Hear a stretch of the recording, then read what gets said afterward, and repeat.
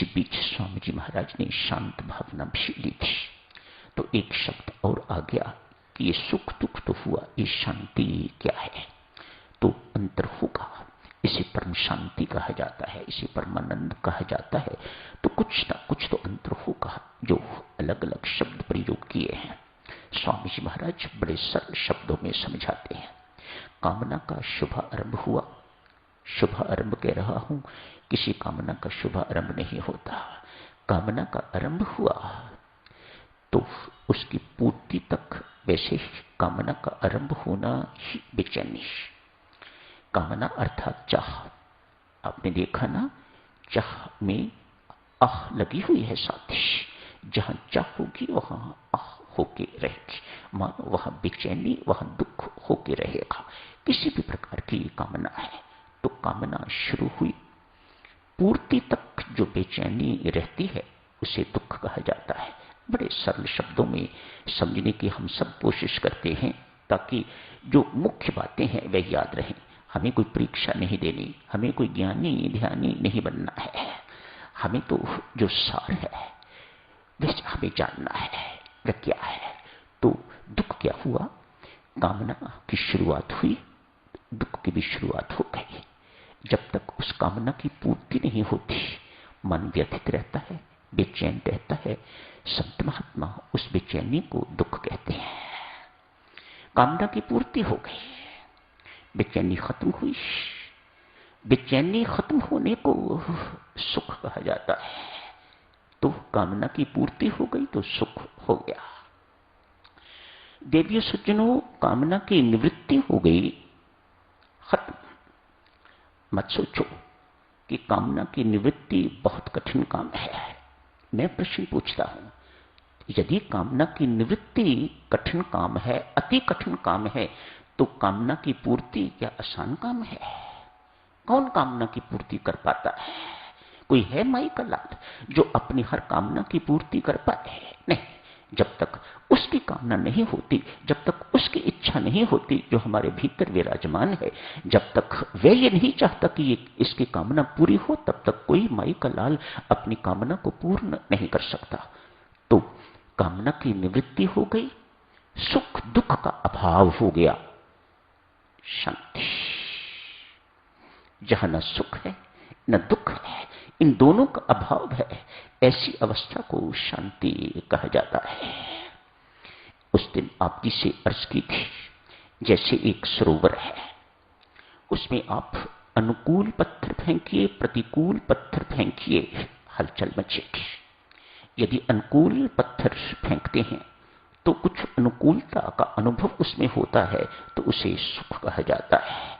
यदि प्रतिकूलता का पत्थर फेंकते हैं तो उसमें कुछ प्रतिकूलता आती है, तो उसे दुख कहा जाता है। सरोवर का ये स्वभाव नहीं है। ये क्यों हलचल मची? पत्थर फेंकने से। सरोवर का स्वभाव क्या है? स्थिर रहता है, शांत रहता है। उसके अंदर किसी प्रकार की कोई वेव्स, कोई लहरें इत्यादि नहीं उठती। उस अवस्था को शांति कहा जाता है। ये लहरों का उठना, चाहे अनुकूल पत्थर मारा चाहे प्रतिकूल पत्थर मारा, इस लहरों को उठने को ही सुख या दुख कहा जाता है। इनसे रहित शांति। चित्त का स्वभाव भी, हमारे अंदर चित्त है, चित्त भी स्वभावतः शांत है। उसके अंदर दुख सुख की अनुभूति नहीं है। आत्मा शांत स्वरूप आपने पढ़ा, उसके अंदर भी शांति है, परम शांति है। परमात्मा कहिए, आत्मा कहिए, एक ही बात है साधक। उस परमात्मा ही आत्मा के रूप में हमारे अंदर विराजमान है। गीताचार्य भगवान श्री कृष्ण स्वयं स्पष्ट करते हैं, मैं सबके हृदय में विराजमान हूं। तो वह आत्मा शांत है, चित्त बिल्कुल शांत है, उसका स्वभाव बिल्कुल शांत है, उसमें सुख दुख बिल्कुल नहीं है। सुख दुख बाहर से आते हैं और इस शांति को ढक लेते हैं। देखो ना, स्वभाव यदि शांत है तो फिर हमें सुख दुख की अनुभूति कैसे होती है? संत महात्मा बड़े सरल शब्दों में समझाते हैं। सुख दुख की अनुभूति हमें तब होती है मानो हमारा शांत स्वभाव बिगड़ता तब है जब सुख दुख आके तो इस शांति को ढक देते हैं, तो हमें दुख का अनुभव होता है या सुख का अनुभव होता है। ये दुख ये सुख मिटते हैं तो पुनः आदमी शांत अवस्था में स्थिर हो जाता है। ये इतने दिनों की जो चर्चा हो रही है, इतने दिनों से स्वामी जी महाराज आत्मिक भावनाएं हमें सुना रहे हैं, पढ़ा रहे हैं, सिर्फ इस बात के लिए कि जहां से आप सुख ढूंढ रहे हो वहां सुख नहीं है। देखो देवियों, ये शीशा है, इस शीशे में आप अपना मुख देखते हो, क्या आपका मुख शीशे में होता है? बोलो, नहीं होता। आपका मुख शीशे में नहीं होता, लेकिन आपको दिखाई दे रहा है। यही हाल देवियों सज्जनों इस संसार का है। इस संसार के पास सुख नहीं है। कोरे कागज पर लिखवा लीजिएगा, इस संसार के पास सुख नहीं है, लेकिन हम भटक तो संसार में ही रहे हैं इस सुख की प्राप्ति के लिए। इसी भूल को दुरुस्त करने के लिए साधकों ये आत्मिक भावनाएं स्वामी जी महाराज वर्णन कर रहे हैं।